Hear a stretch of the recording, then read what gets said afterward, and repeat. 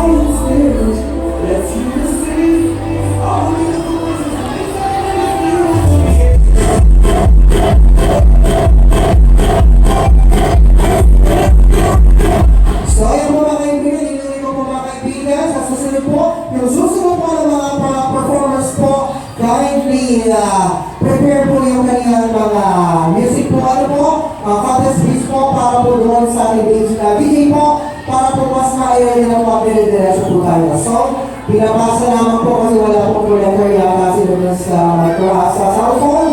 So, para po maiwasan po natin ang mga ganitang pangyayari po.